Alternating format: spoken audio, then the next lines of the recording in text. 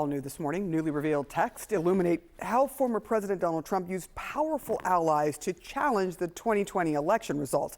In those revealing messages between Congressman Scott Perry and then Justice Department official Jeffrey Clark, Perry reassures Clark that Trump wanted him for the Attorney General job. Joining us now is CNN's Caitlin Polantz. Caitlin, Perry isn't facing any charges, but given these texts exchanged, could that change potentially?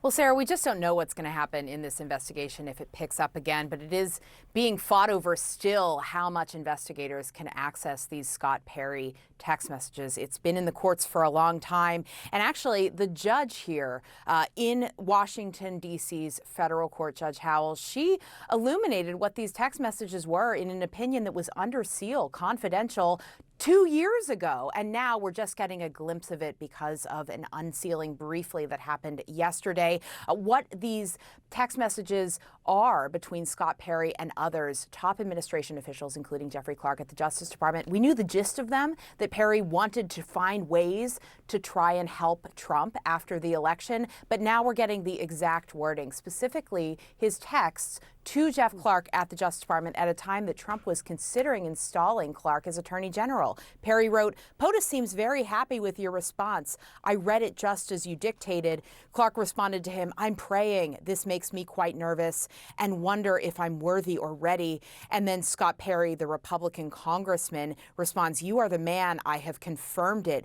God does what he does for a reason." So the representation here is that Scott Perry, a member of Congress, is coaching an administration official to try and help Trump, and also is acting as somewhat of a go-between between Jeff Clark and Donald Trump at a really crucial moment after the election. We will have to see if these text messages come into play at the upcoming trial of Donald Trump as well. Sarah? Of course. And you have some new reporting, I understand, about the classified documents case. What can you tell us?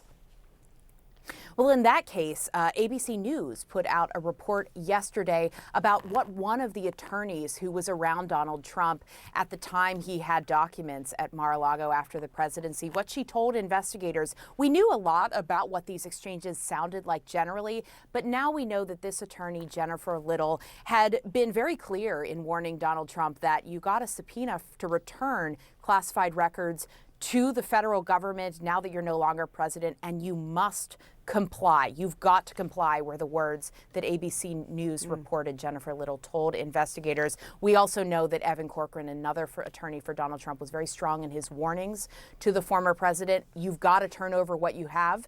Not all of those documents were turned over.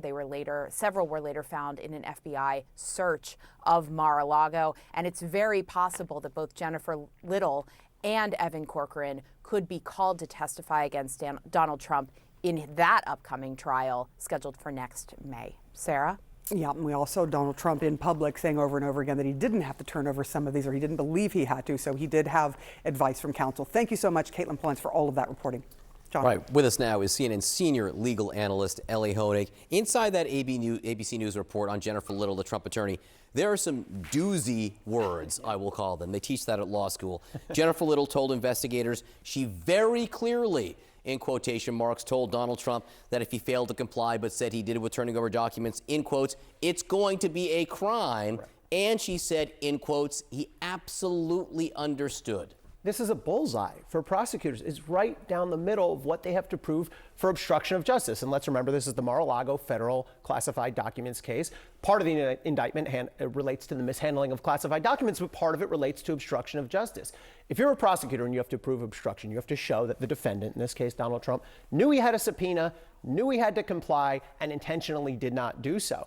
And this witness, Trump's former and, by the way, current lawyer, has told the grand jury that she said straight up, no ambiguity, you have to comply. If you don't, it's a crime. And he said, I got it, I understand. If the jury accepts that, game over, he's guilty. Yeah, I call them doozy words. You call them legally relevant. Does that mean that she is likely to testify in the Mar-a-Lago documents case? If I'm a prosecutor, she's 100% on my witness list. Now, people may be wondering, well, hold on, she's the attorney. Isn't there this thing called attorney-client privilege? The answer is yes. But prosecutors were able to show, at least at the grand jury level, that they were entitled to break through that attorney-client privilege because they showed something called the crime-fraud exception, meaning if the communication between the attorney and the client goes to some crime, some ongoing crime, then you can use the evidence. So Trump's going to still get to contest that, But to me, it seems clear that this is going to come in, and Jennifer Little will be a witness at this trial for the prosecution. Talk about Congressman Scott Perry and these text messages that were released perhaps inadvertently. The person he was texting with, Jeffrey Clark, has been charged in Georgia in a conspiracy. Yeah. Scott Perry, these texts seem to suggest, is in the middle of it, whatever it is.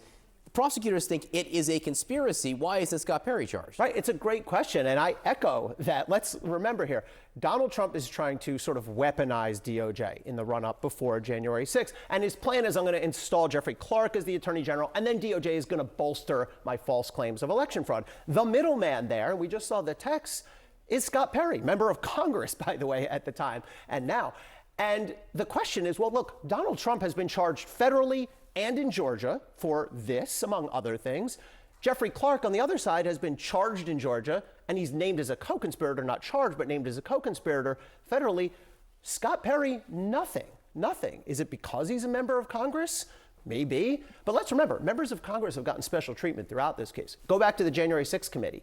6 of them, including Scott Perry, got subpoenas. Scott Perry and all the others, Jim Jordan, McCarthy, completely ignored them. Other people got held in contempt. Other people got prosecuted. Steve Bannon and Peter Navarro are going to go to jail. Nothing happened to the members of Congress. If you were a lawyer for a member of Congress, for Scott Perry in this case, though, why would you argue? How would you argue that his status as a member of Congress might exempt him here? Well, there's no legal argument that his status as a member of Congress, unless you could argue that it falls under this sort of obscure speech and debate clause. I think they would say it falls under that, and that's part of where this case is. What does that mean, and how could they argue that? It means that anything that a member of Congress does in his legislative capacity as a member of Congress, he's immune for. So that would be the argument that the defense lawyer would make. Strikes me as a bit of a stretch here, given what he actually did. But yes, that would be the argument. But interesting, there's nothing preventing prosecutors from naming him as a co-conspirator. There seems to be very much of a hands-off approach to these members of Congress. Ellie Honig, great to see you. Thank you very Right. much.